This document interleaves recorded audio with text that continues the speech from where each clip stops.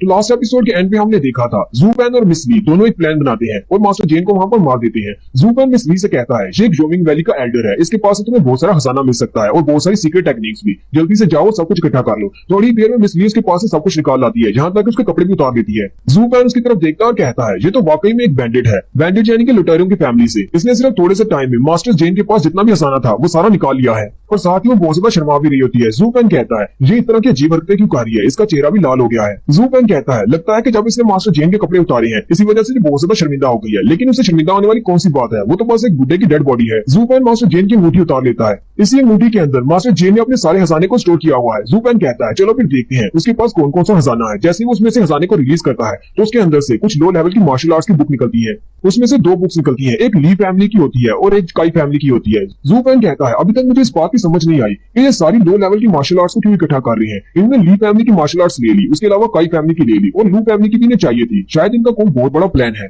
अब क्योंकि इन्होंने इस प्लान को पूरा करने के लिए 10 साल तक इंतजार किया है, लगता है कि कोई बहुत बड़ा प्लान है, इसलिए मैं इन दोनों मार्शल आर्ट्स को अपने पास ही रख लेता हूँ। ज़ूपेन साथ ही उस रिंग को मिस ली को दे देता है और कहता है इसके अंदर तो सारा कचरा है, मुझे ये सब कुछ नहीं चाहिए, मैं एक डीमन एम्परर हूँ, इस तरह के लो लेवल की मार्शल आर्ट्स मैं क्या करूंगा। मिस ली उसे कहती है हमारे बैंडिट्स यानी कि हमारे लुटेरों का एक रूल होता है, जब भी हम लोग कुछ लूट इकट्ठा करते हैं तो उसको सभी में बराबर बांटा जाता है। अब जबकि हम लोग जहाँ पर दो हैं तो हम दोनों इसको आधा आधा बांटेंगे। ज़ूपेन से कहता है मास्टर जेन को लास्ट ब्लो तुमने दिया था, यानी कि मास्टर जेन को अब तुमने मारा है तो तुम ये सारा खजाना रख सकती हो, मुझे कुछ भी नहीं चाहिए। फिर ज़ूपेन की नजर उसी खजाने में पड़े हुए एक बैग पर पड़ती है। ज़ूपेन कहता है हाँ ये वाला बैग बहुत ज्यादा इंटरेस्टिंग है, मुझे लगता है कि इसके अंदर डीमन क्रो होगा, क्योंकि ये वाला स्पेशल बैग जिंदा जानवरों को इसके अंदर कैद करने के लिए होता है। ज़ूपेन जल्दी से उस बैग की तरफ आगे बढ़ जाता है और बहुत ज्यादा खुश होता है। ज़ूपेन कहता है तो फाइनली वो लाइटनिंग आई मुझे मिलने वाली है, क्योंकि इसके अंदर डीमन क्रो है, मैं उसकी आंख निकाल लूंगा। मिस ली फिर से आगे बढ़ती है और उसे कहती है तुम इस रिंग को रख सकती हो, मुझे ये रिंग नहीं चाहिए क्योंकि इसके अंदर बहुत सारी मार्शल आर्ट्स और स्पिरिचुअल स्टोन्स हैं, तुम अपनी लू फैमिली के लिए इससे कुछ अच्छा कर सकते हो। क्या तुम्हें नहीं लगता कि लू फैमिली के फ्यूचर के लिए ये मार्शल आर्ट्स और स्पिरिचुअल स्टोन्स बहुत ज्यादा अच्छे रहेंगे, तुम इस रिंग को अपने पास रख लो। ज़ूपेन उसके हाथ से वो रिंग लेने के बाद कहता है इस तरह का कचरा मेरे किसी काम का नहीं है, अगर तुम्हें ये रिंग नहीं चाहिए तो मैं इसको फेंक देता हूँ। मिस ली जल्दी से आगे बढ़ती है और कहती है अच्छा ठीक है मुझे वापस दे दो, अगर तुम इसे फेंकने वाले हो तो मैं इसे रख लेती हूँ। वो जल्दी से उसके हाथ से वो रिंग वापस छीन लेती है और कहती है तुम किस किस्म के बटलर हो, तुम तो लू फैमिली के लिए स्पिरिचुअल स्टोन्स भी इकट्ठे नहीं कर रहे, तुम अपनी फैमिली का जरा भी अच्छा नहीं सोच रहे। अगर तुम इसी तरह खजाने को जाया करते रहे तो मुझे नहीं लगता कि लू फैमिली वाले कभी आगे बढ़ पाएंगे, तुम तो सारे पैसे इसी तरह जाया कर दोगे, तुम बहुत बुरे बटलर हो। ज़ूपेन से कहता है चलो फिर qianlong पवेलियन वापस चलते हैं। वो लोग भी पिछली रात से इस बात का इंतजार कर रहे होंगे क्योंकि उन्हें एक्सप्लेनेशन चाहिए होगी कि यहाँ पर किसने फाइट की और क्या फाइट की। ज़ूपेन अपनी अंगूठी को यूज करते हुए मास्टर जेन की बॉडी को उसके अंदर स्टोर कर लेता है और मिस ली से कहता है जरा मेरी मदद करो, मुझे चलने में दिक्कत हो रही है, मुझे qianlong पवेलियन तक ले चलो। ज़ूपेन उससे पूछता है वैसे वो यांगमिंग कहाँ पर चला गया। वो उसे कहती है जब हम लोग मास्टर जेन के साथ फाइट कर रहे थे वो यहाँ से भाग गया है। ज़ूपेन कहता है हालांकि वो इतना बड़ा कोई मास्टर नहीं है लेकिन फिर भी वो यहाँ से भाग गया है और मुझे अच्छी तरह से पता है कि हमेशा छोटे छोटे कीड़े मकोड़े ही हमारी पीठ में हंजर घूमते हैं, नेक्स्ट टाइम वो मुझे जहाँ पर भी मिलेगा मैं सबसे पहले इसे ही मारूंगा।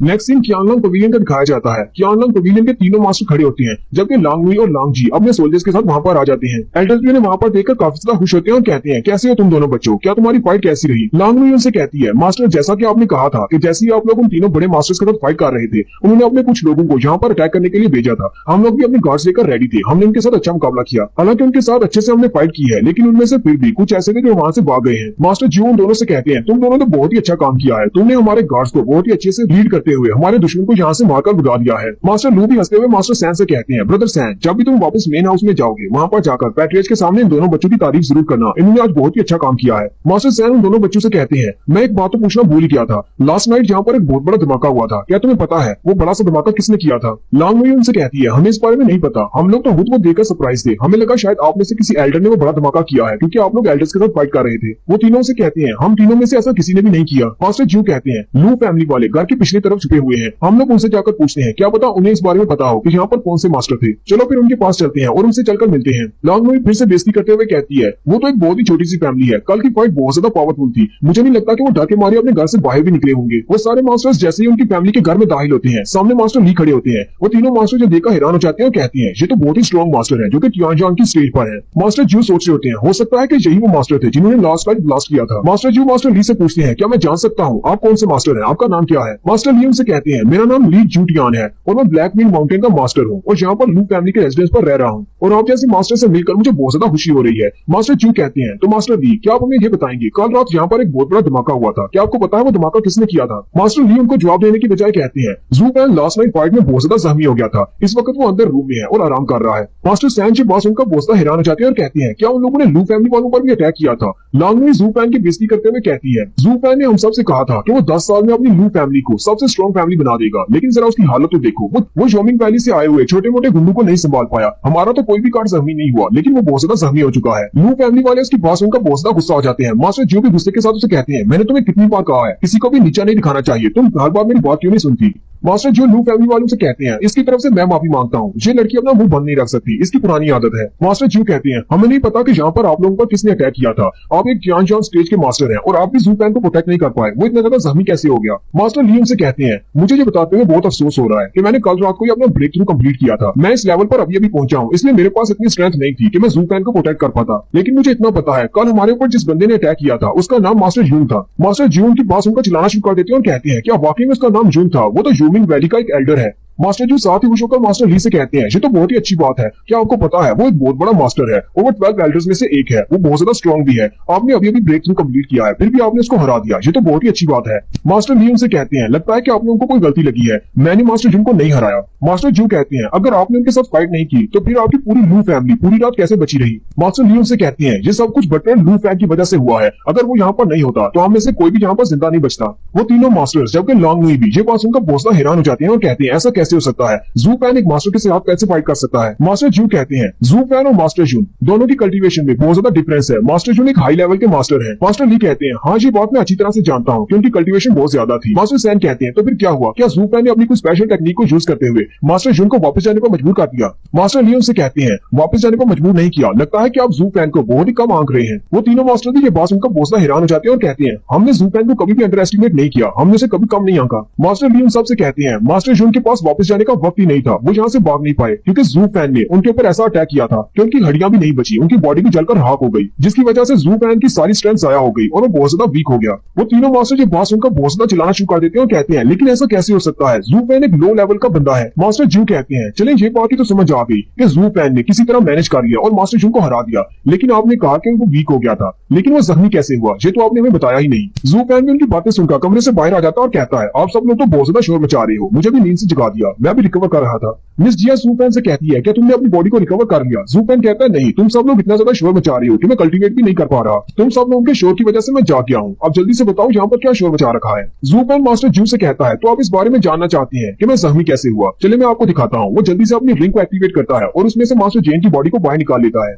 वो तीनों मास्टर जेन की बॉडी को देखकर बहुत ज्यादा चौंक जाते हैं और कहते हैं ये तो मास्टर जेन की बॉडी है, लेकिन ये तुम्हारे पास क्या कर रही है, इसे किसने मारा है? जू पैन उनसे कहता है इसे अपनी रिंग से मैंने बाहर निकाला है, तो आपको क्या लगता है कि इसको किसने मारा होगा? मैं ये बात अच्छी तरह से जानता हूँ कि मास्टर जू इसके खिलाफ बहुत ज्यादा गुस्सा रखते हैं और वो इसे अपने हाथों से मारना चाहते थे, लेकिन रात को जो जंगल में मुझे मिला था तब मैंने इसको मार डाला। मैं उम्मीद करता हूँ कि मास्टर जू मेरे साथ इस बात से गुस्सा नहीं होंगे क्योंकि मैंने उनके शिकार को मार डाला है। मास्टर जू से कहते हैं इस कमीने इंसान ने मेरी गोल्डन लाइटनिंग आई को चुरा लिया, इसके अलावा इसने मेरी रेपुटेशन को खराब किया, मैं तो इसको अपने हाथों से मारना चाहता था, इसका खून पीना चाहता था और इसकी हड्डियों को चूरा बनाना चाहता था, लेकिन तुमने मेरी हेल्प कर दी, मैं इसकी वजह से तुमसे गुस्सा नहीं हूँ। मास्टर जू पैन से कहते हैं आज के बाद मैं तुम्हें बिल्कुल अपने भाई की तरह ही ट्रीट करूंगा, अगर तुम्हें फ्यूचर में किसी भी चीज की जरूरत हो तो तुम मुझसे कह सकते हो, कुछ भी चाहिए हो तो मुझे कह सकते हो, मैं तुम्हारी पूरी हेल्प करूंगा। जू पैन उनसे कहता है मैं तो बहुत ज्यादा लकी था, मास्टर जेन का एक बाजू नहीं था और वो काफी ज्यादा जख्मी थे, वरना एक जान की स्टेज वाले मास्टर के साथ इस तरह मिलना ये तो एक बैड लक की बात है। मैंने उनको बहुत ही आसानी से मार दिया क्योंकि वो पहले से बहुत ज्यादा जख्मी थे। असल में मास्टर जून को मारते हुए मेरी बहुत ज्यादा की पावर रिलीज हो गई थी, इस वजह से मैं काफी ज्यादा वीक हो गया था, वरना एक बाजू वाला मास्टर जेन मेरे लिए इतना ज्यादा मुश्किल क्रिएट नहीं कर सकता था। मास्टर जेन को मारते हुए मैं जख्मी हो गया, तो ये आपके सवाल का जवाब है कि मैं जख्मी कैसे हुआ था। फिर जू पैन लांगवे की तरफ देखता है और उसका मजाक उड़ाते हुए कहता है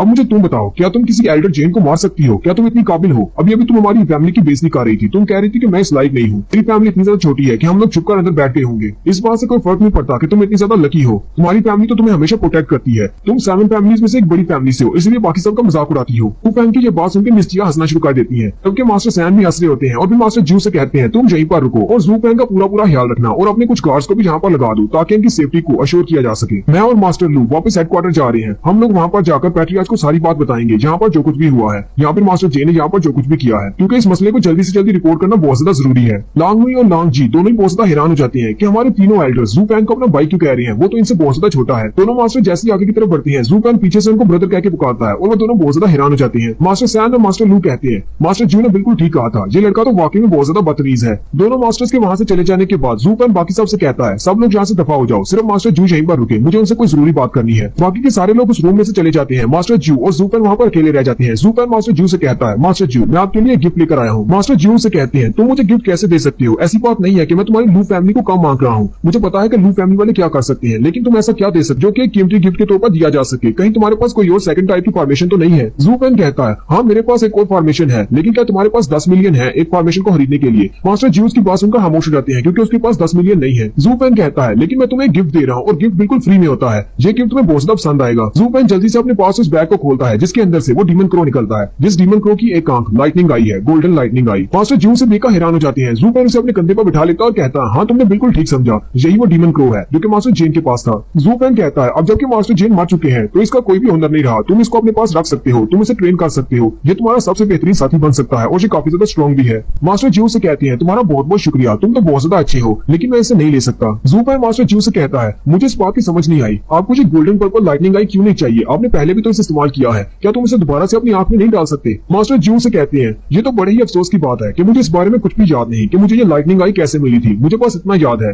ये मेरी किस्मत में है और ये ऐसा ही लिखा हुआ है कि अगर आप इसको एक बार खो देते हो तो आप उसे दोबारा हासिल नहीं कर सकते, क्योंकि ये आंख मुझे अपने ख्यालंग पवेलियन के किसी कल्टीवेशन मेथड से नहीं मिली। जब मैं बहुत ज्यादा नौजवान था तब मैं दुनिया घूमने के लिए गया था, वहीं पर रास्ते में ये मुझे एक्सीडेंटली मिली थी। साथ ही मास्टर जू से कहते हैं जू फैंग क्या तुम्हें पता है इस दुनिया की 3 सबसे खतरनाक प्लेसेस कौन सी हैं। जू फैंग उनसे कहता है नहीं मुझे इस बारे में नहीं पता। मास्टर जू कहते हैं अच्छा ठीक है मैं तुम्हें उन 3 प्लेसेस के बारे में बताता हूँ। मास्टर जू फैंग से कहते हैं इस पूरी दुनिया में तुम कहीं पर भी जा सकते हो, कहीं पर भी जाना मना नहीं है, लेकिन 3 ऐसी जगह है जहाँ पर तुम नहीं जा सकते, वो बहुत ज्यादा डेंजरस है, चाहे तुम कितने ही ज्यादा स्ट्रॉन्ग क्यों ना हो तुम वहाँ पर सर्वाइव नहीं कर सकते। और वो 3 प्लेसेस ये हैं, एक का नाम लोहे कैनियन है और एक का नाम माउंट बिंग्यू है और एक कैनियन केव है। अगर मेरी बात सुनने के बाद तुम इन तीनों जगहों पर जाना चाहते हो तो इसमें कोई मसला नहीं है, तुम जा सकते हो, लेकिन असल बात यह है कि तुम्हें ये तीनों डेंजरस प्लेसेस मिलेंगी नहीं, क्योंकि ये अपनी लोकेशन को बदलती रहती है, ये सिर्फ कुछ किस्मत वालों को ही मिलती है। जू फैंग भी उनकी पास उनका हैरान हो जाता है और उनसे पूछता है लेकिन ऐसा कैसे हो सकता है। मास्टर जू से कहते हैं ये तीनों फॉरबिडन एरियाज है और ये अपनी लोकेशन को चेंज करते हैं, आज यहाँ पर तो कल कहीं और पर, आज अगर तुम्हें वेस्ट में मिलती है तो हो सकता है कल को वो ईस्ट में हो, और जैसे ही ये जगह अपीयर होती है वहाँ पर एक बहुत बड़ा टोर्नेडो आता है और वो बॉन्डर इतना ज्यादा पावरफुल और स्ट्रॉन्ग होता है कि तुम उसके अंदर एंटर ही नहीं कर सकते, और साथ में उसमें लाइटनिंग भी होती है। और आज तक जितने भी लोग उस टोर्नेडो के अंदर गए हैं उनमें से कोई भी जिंदा नहीं वापस आया, अगर तुम्हारे पास किस्मत अच्छी हो तो तुम वापस आ सकते हो। जू फैंग की बातें सुनकर सोच रहा होता है, लगता है कि किसी बहुत ही हाई कल्टीवेशन वाले बंदे ने इस टोर्नेडो को वहाँ पर सेट किया है, ये एक ट्रैप है, अगर तुम्हें इसकी कल्टीवेशन के मेथड का पता ना हो तो तुम लोग वहाँ पर एंटर नहीं हो सकते। जू फैंग मास्टर से कहता है तो आप वो वाइट शख्स हैं जो कि इस टोर्नेडो से जिंदा वापस आए हैं। मास्टर जू से कहते हैं हाँ मैं ही वो अकेला शख्स हूँ जो इस टोर्नेडो से बाहर आया है। मास्टर जू कहते हैं मेरी किस्मत बहुत ज्यादा अच्छी थी, जब मैं यंग था तो मुझे लोहे कैनियन मिली, मैं उस टोर्नेडो के अंदर चला गया, जैसे ही मैं उस टोर्नेडो के अंदर चला गया मैं हवा में उड़ रहा था और मेरे इर्द गिर्द बिजलियां चमक रही थी, वो भी पर्पल कलर की, और वहां से मुझे आसमान का रंग भी पर्पल कलर का दिखाई दे रहा था। मेरे साथ वहां पर जितने भी और मार्शल आर्टिस्ट थे वो सारे उस लाइटनिंग से स्ट्रक हुए, यानी उस लाइटनिंग ने उन पर असर किया, लेकिन वो सारे के सारे मर गए। और फिर लास्ट पर मेरी बारी आई, जैसे ही वो पर्पल लाइटनिंग मेरी आंख से टकराई मुझे अपनी आंखों में बहुत ही जबरदस्त दर्द महसूस हुआ, लेकिन मैं उस लाइटनिंग के टकराने की वजह से मरा नहीं। आज भी जब मैं उस वाक्य को याद करता हूँ तो मुझे बहुत ज्यादा दर्द होता है और मुझे ठंडे पसीने आते हैं। जू फैंग की सारी बात सुनने के बाद सोच रहा होता है जो मेरे पास 9 सीक्रेट्स की बुक है, द बुक ऑफ एस्पर, उसमें लिखा हुआ है उनके एम्परर ने इस गोल्डन लाइटनिंग आई को खुद से कल्टीवेट किया था। ये गोल्डन लाइटनिंग आई इतनी ज्यादा स्ट्रॉन्ग है कि हर चीज डिस्ट्रॉय हो सकती है, लेकिन इस आई को डिस्ट्रॉय नहीं किया जा सकता। मास्टर जू फिर से अपनी स्टोरी को कंटिन्यू करते हैं और कहते हैं मुझे पता था कि वो पर्पल लाइटनिंग बहुत ज्यादा स्ट्रॉन्ग है, लेकिन मैंने उससे फाइट की, मैं उससे फाइट करता रहा, मुझे अपनी जान बचानी थी। मैं अभी उसी लाइटनिंग के साथ फाइट ही कर रहा था कि उसी वक्त एक आदमी की आवाज मेरे कान में पड़ी, वो एक मंत्र बोल रहा था। जैसे उसने एक मंत्र बोला उसी वक्त मेरा अपने ऊपर कोई कंट्रोल नहीं रहा और मैंने भी उसके साथ साथ उस मंत्र को बोल दिया और बस उसी वक्त मुझे ये गोल्डन लाइटनिंग आई मिल गई। इसके बाद का मुझे कुछ भी याद नहीं, उस टोर्नेडो से बाहर कैसे आया और वो अपने आप टोर्नेडो वहां से गायब कैसे हो गया। हो सकता है कि मेरी लाइटनिंग आई का उस पर्पल लाइटनिंग के साथ कोई ताल्लुक हो, क्योंकि उसके बाद उस लाइटनिंग ने मेरे पर कोई भी अटैक नहीं किया। बस मुझे इतना याद है कि टोर्नेडो के खत्म होने के बाद हमारे मास्टर्स हमें उठाकर यहाँ पर ले आए और उसके बाद मैंने इस गोल्डन लाइटनिंग आई को कल्टीवेट किया और इसे यूज करना शुरू कर दिया। लेकिन जब मास्टर जेन और उसके साथियों ने मुझे धोखा देकर मेरी ये आंख निकाल ली तो उसके बाद मैं बहुत ज्यादा हैरान हूँ कि मुझे कुछ भी याद नहीं, मुझे वो मंत्र भी याद नहीं है जिसकी मदद से मैंने इसको एक्टिवेट किया था। अब मुझे नहीं लगता कि मैं दोबारा कभी इसको एक्टिवेट कर पाऊंगा, क्योंकि वो मंत्र तो किसी को याद ही नहीं है और ना ही लोहे सिटी किसी को मिलने वाला है। जू फैन उनकी बात सुनने के बाद कहता है, ये लोहे कानियान, मुझे लगता है कि एम्परर ने वहां पर अपना खजाना छुपाया हुआ है। इसी तरह की बाकी की दो प्लेसेस है, उनमें भी मुझे खजाना मिल सकता है। मुझे वहां पर जाकर कल्टीवेट करना चाहिए और वो सारा खजाना मुझे मिल सकता है। जू फैन कहता है, जबकि बुक ऑफ एस्पर मेरे पास पहले से है और इसके अलावा गोल्डन आई भी मेरे पास आ चुकी है। बाकी की दो प्लेसेस में अगर मुझे वहां से भी कुछ खजाना मिल जाता है तो इसका मतलब मैं इस दुनिया का सबसे ताकतवर तरीन इंसान बन जाऊंगा। जू फैन अपने आप में हंसना शुरू कर देता है और कहता है, मैं तो बहुत ज्यादा लकी हूँ, जैसे ही मुझे ये सारा खजाना मिलेगा तो मैं बहुत स्ट्रॉन्ग हो जाऊंगा और कोई भी मेरा मुकाबला नहीं कर पाएगा। लेकिन साथ ही वो सोचता है, अब जबकि मैं इस दुनिया में ट्रांसमाइग्रेट हो गया हूँ तो यहाँ पर एम्परर्स की जगह पर मुझसे फाइट करने के लिए कौन आएगा? अब यहाँ पर विलन कौन होगा? तो नेक्स्ट सीन 1 महीने के बाद का दिखाया जाता है। जू फैन 1 महीने की रिकवरी के बाद उठकर बाहर आता है अपने रूम से। फैन 1 महीने तक अपने रूम में अकेला बैठा रहा है कल्टीवेट करने के लिए। ऐसे ही उठकर बाहर आता है, वो कहता है, आज तो बहुत ही अच्छी हवा चल रही है। उसी वक्त वहां पर जाओ भी खड़ी होती है, वो उसे देखकर कहती है, ये तो बटलर लू है, और वो जल्दी से वहां से भाग जाती है। जू फैन उसे भागता हुआ देखकर काफी ज्यादा हैरान हो जाता है और कहता है, ऐसा क्या हो गया? मैं 1 महीने तक अकेला कल्टीवेट करता रहा हूँ, कहीं मैं मॉन्स्टर तो नहीं बन गया? ये मुझे देखकर इतना ज्यादा डर गई जो यहाँ से भाग गई है। मैं कोई इंसानों को खाने वाला मॉन्स्टर तो हूँ नहीं, इतना भी डरावना नहीं जो मुझे देखकर भाग गई है। साथ ही जू फैन सोचता है, कहीं ये उस बारे में तो नहीं, लास्ट टाइम जब मैंने इन दोनों लड़कियों को किडनैप किया था और साथ में मैंने इसके कपड़े भी फाड़े थे और साथ में इसकी मिस के कपड़े फाड़ दिए थे, शायद उसी वजह से ये बहुत ज्यादा डरी हुई है। और इसके अलावा मैं हमेशा जुनहाई को मारता पीटता रहता हूँ। हो सकता है कि इस लड़की के दिमाग में अभी भी मेरी एक बुरी इमेज हो कि मैं इसको भी मारूंगा, फिर ये डरकर मुझसे भाग गई है। जू फैन अभी इसी बारे में सोच रहा होता है कि वहां पर टोंगलिंग आता है और इशारा करते हुए उसे कहता है, ब्रदर जू फैन, क्या तुम्हारी इंजरीज रिकवर हो गई? क्या तुम ठीक हो? जू फैन कहता है, हाँ मैं ठीक हूँ। जैसे जू फैन उसकी तरफ मुड़ता है, टोंगलिंग उसे देखकर भागना शुरू कर देता है। जू फैन बहुत ज्यादा हैरान हो जाता है और कहता है, जाओपी की तो मुझे समझ आती है कि वो मुझसे डरकर भागी होगी, लेकिन टोंगलिंग ये मुझे देखकर क्यों भागा है? जू फैन कहता है, मैं कभी किसी के साथ बात करने के लिए जाता हूँ या निगोशिएशन करने के लिए तो मैं उनके मोटिव्स को समझ लेता हूँ, लेकिन यहाँ पर मुझे कुछ भी समझ नहीं आ रही। टोंगलिंग के साथ मैंने कुछ भी बुरा नहीं किया, मैंने इसे कभी नुकसान नहीं पहुंचाया, फिर मुझे देखकर डर का क्यों भाग गया है? जू फैन कहता है, चलो छोड़ो, दफा करो इनको, मुझे इन सबसे क्या लेना है? मैं तो एक ग्रेट डीमन एम्परर हूँ, मुझे इन छोटे छोटे मसलों में नहीं पड़ना। अगर ये मुझसे डरकर भागते हैं तो भागने दो। जू फैन जैसे थोड़ा सा आगे बढ़ने लगता है, वहीं पर मिस ली आ जाती है और जाओ कोई भी उसके पीछे छुपी होती है। मिस ली के हाथ में एक बास्केट होती है, वो उसे कहती है, बटलर लू, मैं तुम्हारे लिए ब्रेकफास्ट लेकर आई हूँ क्योंकि तुमने उस दिन मेरी जान बचाई थी। साथ ही वो बहुत ज्यादा ब्लश कर रही होती है। जू फैन उसे कहता है, अच्छा ठीक है, तुम मेरे लिए क्या लेकर आई हो? वो अपनी बास्केट को खोलती है तो उसके अंदर बहुत ही अच्छी और टेस्टी सी पेस्ट्रीज होती है। जू फैन उनको देखकर काफी ज्यादा खुश हो जाता है और कहता है, इनकी खुशबू भी अच्छी है और दिखने में भी काफी ज्यादा अच्छे लग रहे हैं। जू फैन उसे पूछता है, तुमने ये कहाँ से खरीदे हैं? क्या यहाँ पर फैन सिटी में ऐसा कोई अच्छा रेस्टोरेंट है जहाँ से इतना अच्छा खाना मिलता है? जाओ कोई जू फैन से कहती है, हम लोगों ने इसे खरीदा नहीं है, बल्कि जो मिस ली ने हर रोज 10 घंटे लगाकर तुम्हारे लिए तैयार किए हैं। पूरा महीना लगा है इनको तैयार करने में और उन्होंने अपने हाथों से तुम्हारे लिए बनाए हैं ताकि जब तुम कल्टीवेट करने के बाद और रिकवर होने के बाद बाहर आओगे तो तुम्हें अच्छा खाने को मिले। जू फैन कहता है, अब तुमने इसको इतनी मेहनत करके बनाया है तो मैं ये रख लेता हूँ, वैसे भी मुझे भूख लगी हुई है। जू फैन उस बास्केट को उठाकर अपने रूम में आ जाता है और जैसे ही उसे खाने लगता है उसी वक्त दरवाजा खुलता है और मिस जिया अंदर आ जाती है और उसके हाथ में भी एक बास्केट होती है। मिस जिया ये देखकर काफी ज्यादा गुस्सा हो जाती है और कहती है, मुझे लगता है कि यहाँ पर कोई ब्रेकफास्ट लेकर पहले से ही आ गया है और मैं अभी इतनी मेहनत करके इसके लिए ब्रेकफास्ट बनाकर लाई हूँ। और जिया गुस्से के साथ अपनी टोकरी को वहाँ टेबल पर रख देती है और कहती है, जहाँ पर तो को पहले से आ चुका है जो इसके लिए खाना बनाकर लाया है, लगता है कि मुझसे भी ज्यादा इसको किसी की फिक्र है। जू फैन मिस जिया की तरफ देखता है और कहता है, आज पता नहीं इतनी ज्यादा गुस्से में क्यों है, लगता है जो मुझे ठीक देखकर खुश नहीं है। मिस जिया अपनी टोकरी को उसके सामने रखते हुए कहती है, बटलर जू फैन, मैं तुम्हारे लिए खाना बनाकर लाई हूँ, इसलिए तुम इसको खा लो। जू फैन मिस जिया से कहता है, मेरा पेट इतना भी बड़ा नहीं है, मेरे पास पहले से इतना सारा खाना है, मैं यही खाने वाला हूँ, तुम इसे अपने लिए रख लो। इसकी ये वाली बात सुनकर मिस जिया बहुत ज्यादा गुस्सा हो जाती है और घूरकर जू फैन को देखती है। जू फैन कहता है, पता नहीं क्यों मैं एक डीमन एम्परर हूँ, लेकिन इस वक्त इस लड़की के एक्सप्रेशन देखकर ऐसे लग रहे हैं जैसे मैंने अगर इसकी बात नहीं मानी तो मुझे मार डालेगी। मुझे आज से पहले इतना ज्यादा डर कभी नहीं लगा। जू फैन उसकी बात मान लेता है और जल्दी से उसकी बास्केट को खोलकर देखता है तो उसके अंदर सिर्फ जला हुआ खाना पड़ा होता है। जू फैन उस जले हुए खाने को देखकर बहुत ज्यादा घबरा जाता है और कहता है, क्या ये वाला खाना भी खाने के लायक है? जू फैन मिस जिया को कहता है, मुझे लगता है कि मुझे वो वाला खाना खाना चाहिए जो कि चमक रहा है, शाइनी खाना।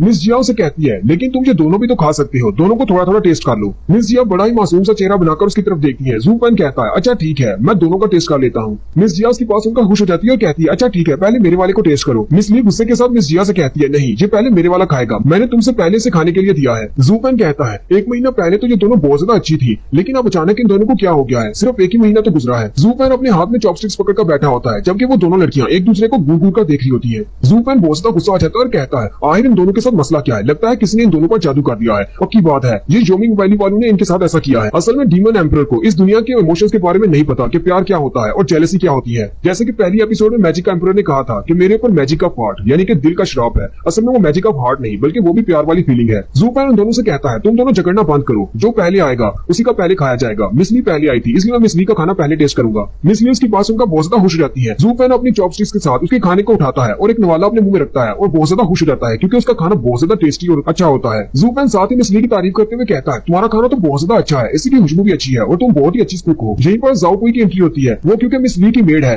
वो मिस ली की तारीफ करते हुए कहती है मिस ली को पिछले 10 साल से खाना बनाने का एक्सपीरियंस है, वो बहुत ही अच्छा खाना बनाती है। पेंगलिन सिटी में ऐसा कोई भी नहीं है जो कि इनकी टक्कर का कुक हो। जू पैन तुम तो बहुत ज्यादा लकी हो जो तुम मेरी मिस के हाथ का बनाया हुआ खाना खा रहे हो। मिस जिया आगे बढ़ती है और जू पैन से कहती है जू पैन मेरा खाना भी टेस्ट करो। जू पैन घबराते हुए मिस जिया के जले हुए खाने की तरफ देखता है जिसके अंदर से जला हुआ काला धुआं भी निकल रहा होता है। जू पैन बड़ी ही हिम्मत करता है और अपनी चॉपस्टिक के साथ उसके खाने का एक नवाला उठाकर मुंह में डाल लेता है, लेकिन साथ ही वो उल्टी कर देता है और खांसते हुए कहता है ये क्या बकवास चीज है, इससे अच्छा तो पॉइजन का टेस्ट होता है, इससे अच्छा वाकई में पॉइजन खा लेता। जू पैन मिस जिया के खाने को साइड पे कर देता है और कहता है मैं मिस ली का खाना खाऊंगा, वो बहुत ज्यादा अच्छा है। उसी वक्त रूम के बाहर का सीन दिखाते हैं। यूनहाई जो कि वहां से गुजर रहा होता है उसे अंदर से बहुत ज्यादा खुशबू आती है, वो भागता हुआ अंदर आ जाता है। यूनहाई भागता हुआ जू पैन के पास आता है और कहता है बिग ब्रदर जू आप तो बिल्कुल ठीक हो गए हैं और आपके पास इतना ज्यादा टेस्टी खाना भी है, क्यों ना थोड़ा सा मेरे साथ भी शेयर करें, मुझे भी भूख लगी है। जू पैन उसे इशारा करते हुए कहता है पीछे रहो, अच्छा ठीक है मैं तुम्हें खाना देता हूँ। वो उसे उसकी बहन का जला हुआ खाना देकर कहता है तुम अपनी बड़ी बहन का ये वाला खाना खाओ। यूनहाई उसे कहता है मैं इसका खाना क्यों खाऊंगा, मुझे पता है कि मेरी बहन बहुत बड़ी निकम्मी है, उसे तो खाना पकाना आता ही नहीं, उसे तो ये भी नहीं पता कि किचन का रास्ता किस तरफ से है। जू पैन और फिर अपने भाई दोनों से बेइज्जती करवाने के बाद मिस जिया बहुत ज्यादा उदास हो जाती है और रोते हुए वहां से भाग जाती है। यूनहाई कहता है क्या मैंने कुछ गलत कह दिया? जू पैन कहता है नहीं तुमने कुछ भी गलत नहीं कहा, बस तुम्हारी बहन से कहना कि उसे कुकिंग करने की जरूरत नहीं, जिस चीज का उसे पता नहीं वो काम करना नहीं चाहिए। जू पैन खाना खाने के बाद उनसे कहता है अब मैं जा रहा हूँ कियानलॉन्ग पवेलियन वालों से मिलने के लिए, तुम सब लोग यहीं पर रुको, हो सकता है कि जोमिंग वैली वाले यहाँ पर आए। जू पैन के वहां से जाने के बाद जाओ कोई मिस ली से कहती है मिस ली आपको तो बहुत ज्यादा खुश होना चाहिए, जू पैन ने आपका खाना खाया, इसका मतलब वो आपको पसंद करता है। नेक्स्ट सीन टिन्यू एम्पायर के पैलेस का दिखाया जाता है जहाँ पर उनके एम्परर बैठते हैं। जोमिंग वैली के एल्डर और कियानलॉन्ग पवेलियन के एल्डर वो दोनों ही वहाँ पर एम्परर का वेट कर रही होती है मेन हॉल में। कियानलॉन्ग पवेलियन के मास्टर का नाम लॉन्ग जीफी होता है जबकि जोमिंग वैली के मास्टर का नाम वेंशन होता है। वो दोनों वहाँ पर बैठे इंतजार कर रहे होते हैं कि कब एम्परर यहाँ पर आए और उनकी बात सुने। थोड़ी देर के बाद एम्परर वहाँ पर आ जाते हैं और खांसते हुए उन सबसे कहते हैं ठीक है अपनी बात बताओ। एम्परर सामने आकर अपनी चेयर पर बैठ जाते हैं। वो दोनों मास्टर्स उठते हैं और उनके सामने झुकते हुए रिस्पेक्ट पेश करते हैं। एम्परर उन दोनों से कहते हैं तुम दोनों फैमिली 7 बड़ी फैमिलीज में से एक हो, लेकिन मुझे समझ नहीं आई कि तुम दोनों यहाँ पर क्या कर रहे हो इस वक्त। जोमिंग वैली के मास्टर चिल्लाकर कहते हैं एम्परर मैं यहाँ पर अपनी अर्जी लेकर आया हूँ, यहाँ पर कियानलॉन्ग पवेलियन वालों ने पिछले महीने हमारी फैमिली के 2 बड़े एल्डर्स को मार डाला है। जैसा कि एम्परर आपको पता है कि हम दोनों फैमिलीज के दरमियान में एक मुआहदा हुआ है कि हम दोनों फैमिलीज वाले एक दूसरे से फाइट नहीं कर सकते और किसी को मारेंगे नहीं, लेकिन इन लोगों ने हमारे इस मुआहदे को तोड़ डाला और हमारे एल्डर्स को मारा है, इसलिए मैं चाहता हूँ कि आप हमारे साथ इंसाफ करें। मास्टर लॉन्ग जीपी से कहते हैं वेंशन क्या तुम्हें शर्म नहीं आती इस तरह एम्परर के सामने आकर झूठ बोलते हुए। मास्टर जीपी एम्परर से कहते हैं एम्परर जरा इनसे पूछे तो सही कि इनके जिन दोनों मास्टर्स को हमारे लोगों ने मारा है उनको किस जगह पर मारा है। वो दोनों लोग कियानलॉन्ग पवेलियन की टेरिटरी में थे यानी कि हमारे इलाके में आए थे। वो लोग हमारे इलाके में क्या कर रहे थे? हमारे दरमियान में जो समझौता हुआ था वो तो जोमिंग वैली वालों ने तोड़ा है क्योंकि ये अपने 2 बड़े एल्डर्स और बहुत सारे लोगों को लेकर वहां पर आए थे हमारे इलाके में। जोमिंग वैली के मास्टर कहते हैं अरे कियानलॉन्ग पवेलियन के इलाके में मेरा एक स्टूडेंट जिसका नाम यू क्वान था उसको तुम्हारे लोगों ने मार डाला था, इसलिए मैंने अपने एक एल्डर को वहां पर इन्वेस्टिगेट करने के लिए भेजा था। तुमने हमारे 2 मास्टर्स को मारकर सिर्फ बदला लिया है, 20 साल पहले हमने तुम्हारे साथ जो किया था उसका। मास्टर जीपीयू से कहते हैं ये बदला कैसे हुआ? 2 साल पहले तुमने हमारे पवेलियन के एक मास्टर जिनका नाम मास्टर ज्यू है उनको एक ट्रैप में फंसाकर उनकी गोल्डन लाइटनिंग आई को बर्बाद कर दिया था और उस वक्त भी तुम लोगों ने यही कहा था कि वो तुम्हारे इलाके में है। इसी वजह से मैं इस मामले में खामोश रहा क्योंकि वो वाकई में तुम्हारे इलाके में था। तुमने उसकी आंख निकाल दी, मैंने कुछ भी नहीं कहा। लेकिन इस बार तुम्हारे एल्डर्स हमारे इलाके में आए थे और वहां पर सिर्फ एक नहीं बल्कि 4 ऐसे एल्डर्स थे जो कि बहुत ज्यादा स्ट्रॉन्ग थे। तुम इसको क्या इन्वेस्टिगेशन कहते हो? तुम लोग तो हम पर अटैक करने के लिए आए थे और यहीं पर वो दोनों आपस में बहस करना शुरू कर देते हैं। एम्परर उनकी बात सुनकर बहुत ज्यादा गुस्सा हो जाते हैं और जल्दी से खड़े हो जाते हैं और कहते हैं तुम दोनों अपनी बकवास बंद करो, मैंने तुम दोनों की बातें सुन ली है, अब मैं फैसला सुनाने वाला हूँ। एम्परर उन दोनों से कहते हैं इस मामले में तुम दोनों बहुत ज्यादा गलत हो। कियानलॉन्ग पवेलियन को लगता है कि फैंगलिंग सिटी उनका है, लेकिन मैं यहाँ पर फैसला सुनाता हूँ फैंगलियन सिटी आज के बाद कियानलॉन्ग पवेलियन वालों का नहीं है। और साथ ही वो जोमिंग वैली वालों से कहते हैं और तुम लोग भी फैंगलिन सिटी में नहीं जा सकते, तुम में से कोई भी ना कियानलॉन्ग पवेलियन वाले और ना ही जोमिंग वैली वाले उस इलाके में नहीं जाएंगे। फैंगलिन सिटी में अब तुम्हारा कोई भी बंदा नहीं जाना चाहिए। ये बात सुनते ही वो दोनों मास्टर बहुत ज्यादा हैरान हो जाते हैं और चिल्लाकर कहते हैं लेकिन ऐसा कैसे हो सकता है? एम्परर चिल्लाकर उन सबसे कहते हैं बस बहुत हुआ, मैंने अपना फैसला सुना दिया है, मैं नहीं चाहता कि तुम दोनों बड़ी फैमिलीज वाले आपस में फिर से झगड़ो, अब जाओ यहाँ से और वापस इस तरह का मसला लेकर मत आना। फिर वो दोनों ही मास्टर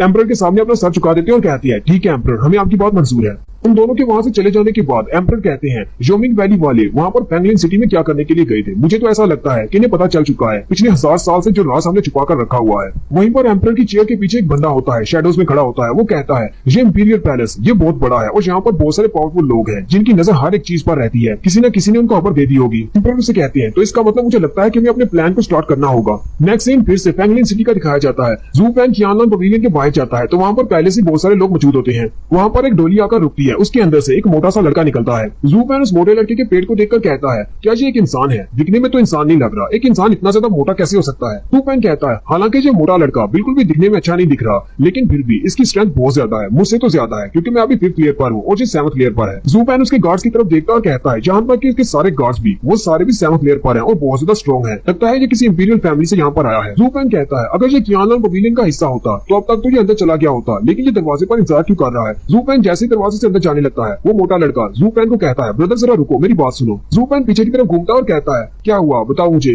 क्या तुम्हें मेरी हेल्प चाहिए? वो मोटा लड़का हंसते हुए उससे कहता है ब्रदर क्या तुम टियानलन पवेलियन से हो? ज़ू पेंग उसे कहता है नहीं, मेरा इनकी फैमिली के साथ कोई खास ताल्लुक नहीं है, बस यही समझ लो कि मैं इनका कुछ जानने वाला हूँ। मोटू बहुत ज्यादा खुश हो जाता है और कहता है अच्छा ठीक है, तो इसका मतलब तो ये हुआ कि तुम अपनी मर्जी से अंदर आ जा सकते हो, तो बहुत ही अच्छी बात है। क्या तुम अंदर जाकर मेरा एक मैसेज दे सकते हो? तुम्हें अंदर जाकर मिस लॉन्गनुई को मेरा मैसेज देना है, उसे कहना कि मोटू बाहर तुम्हारा इंतजार कर रहा है, अगर तुम बाहर नहीं आती तो मैं यहीं पर तुम्हारे दरवाजे के बाहर ही लेट जाऊंगा और यहाँ से नहीं जाऊंगा जब तक तुम मुझसे मिलने के लिए बाहर नहीं आती। ज़ू पेंग बड़ी मुश्किल के साथ अपनी हंसी को रोकते हुए सोच रहा होता है, तो इसका मतलब ये मोटा लड़का यहाँ पर लॉन्गनुई के लिए आया है, ये तो लॉन्गनुई का आशिक है। ज़ू पेंग उसे कहता है अच्छा ठीक है, मैं अभी अंदर जा रहा हूँ, मैं जल्दी से जाकर तुम्हारा मैसेज दे देता हूँ और मैं उसे बाहर भेज दूंगा। वो मोटू से कहता है तुम्हारा बहुत बहुत शुक्रिया, तुम बहुत ही अच्छे ब्रदर हो। और यहीं पर हमारी एपिसोड 20 का एंड होता है।